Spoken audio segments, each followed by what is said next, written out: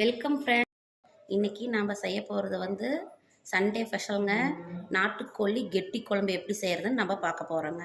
அதுக்கு தேவையான சிக்கன் நம்ம எடுத்து வாஷ் பண்ணி வச்சுருக்கோங்க. இப்போ நாட்டுக்கோழி கெட்டி குழம்பு எப்படி செய்கிறதுன்னு பார்க்கலாம் வாங்க. குக்கர் வச்சுக்கிட்டேங்க, ஸ்டவ் ஆன் பண்ணிக்கிட்டேங்க. இப்போ தேவையான அளவு எண்ணெய் ஊற்றிக்கலாங்க. கடுகு கொஞ்சம் போட்டுக்கோங்க.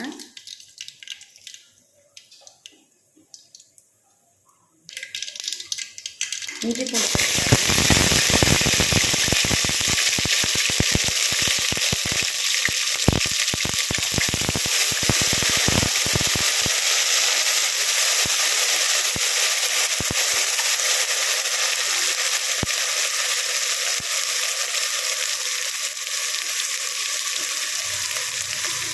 மஞ்சள் போட்டுக்கலாங்க.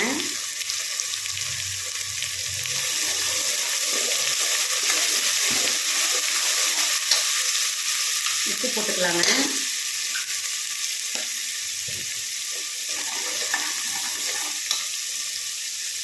இப்போ நம்ம எடுத்து வச்சுருக்கிற சிக்கனை வந்து இதில் நம்ம போட்டுக்கிறோங்க.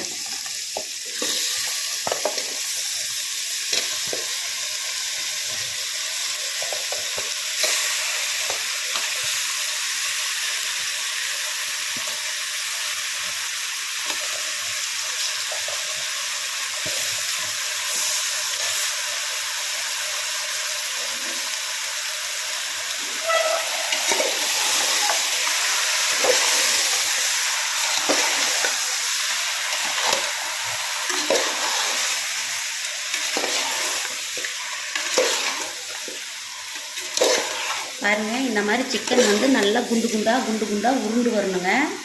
அந்த அளவுக்கு வதக்கிக்கோங்க. இப்படி வதக்கினதுக்கப்புறம் சின்ன வெங்காயத்தை நாம் வந்து உரித்து நம்ம வதக்கி ஆட்டி வச்சுக்கோங்க. அதை சேர்த்துக்கலாங்க. அது ஸ்பூன்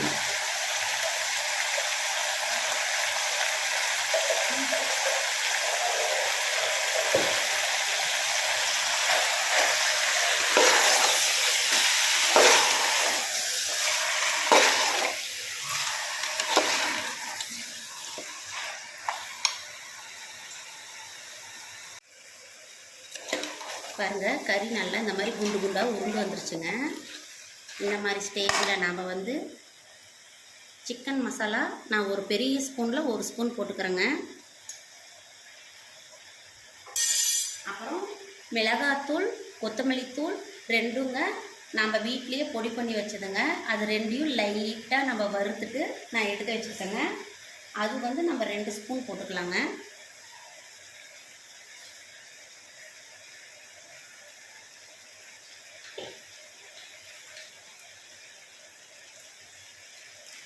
கறி மசாலாவும் நான் வீட்டில் அரைச்சி பொடி தாங்க. கறி மசாலாவும் 1 ஸ்பூன் போட்டுக்கலாங்க.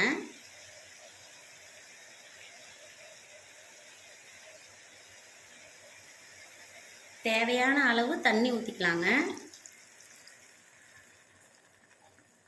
இப்போ நம்ம கிண்டி விட்டுட்டு ஒரு 2 விசில் விட்டு எடுக்கலாங்க. இது வெந்து வரட்டுங்க. ஒரு 2 விசில் நம்ம விட்டுக்கலாம்.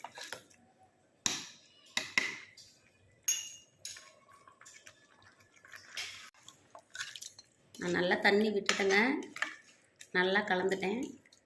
இப்போ நம்ம குக்கரை ஃபிட் பண்ணி வச்சிடலாங்க.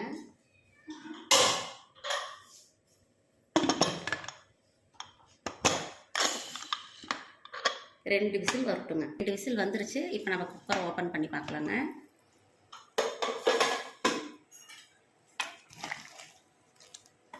பாருங்கள், வாசனை வந்து செமையாக இருக்குங்க.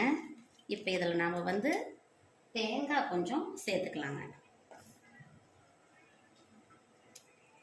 வெறும் தேங்காய் மட்டும்தாங்க நான் ஆட்டியிருக்கேன். வெறும் தேங்காய் மட்டும் கொஞ்சம் சேர்த்துக்கிறேங்க.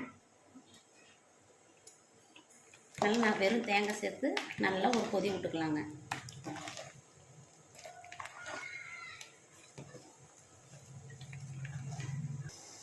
பாருங்கள், தேங்காய் ஊற்றியெல்லாம் கரெக்ட் பண்ணி வச்சுருக்கேங்க. இப்போ வந்து நம்ம இப்படி மூடி போட்டு விசில் போடாமல் இப்படி போட்டு நல்லா கொதி வரட்டுங்க. ஒரு கொதி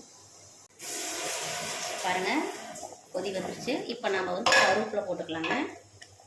கருவேப்பிலை போட்டு நல்லா கிண்டி விடலாங்க.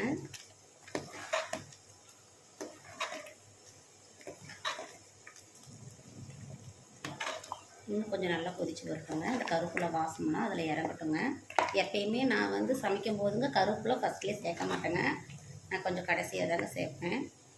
கருவேப்பிலை போட்டதுனால அந்த கருவேப்பிலையோட இதெல்லாம் கொஞ்சம் இறங்கி வர்றதுக்கோசரம் இன்னொரு கொதி விடலாங்க.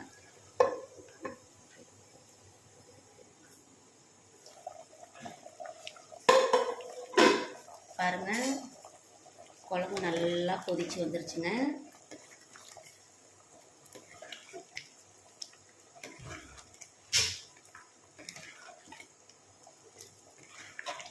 அவ்வளோதாங்க, குழம்பு ரெடி ஆயிடுச்சுங்க. இப்போ நம்ம இதை ஒரு பாத்திரத்துக்கு மாற்றிக்கலாம். பாருங்கள், நாட்டுக்கோழி கெட்டி குழம்பு ரெடி ஆயிடுச்சுங்க. என்னோடய சமையல் உங்களுக்கு பிடிச்சிருந்துச்சுன்னா லைக் பண்ணுங்கள், கமெண்ட் பண்ணுங்கள், ஷேர் பண்ணுங்கள், சப்ஸ்கிரைப்ஸ் பண்ணுங்கள் ஃப்ரெண்ட்ஸ். தேங்க்யூ.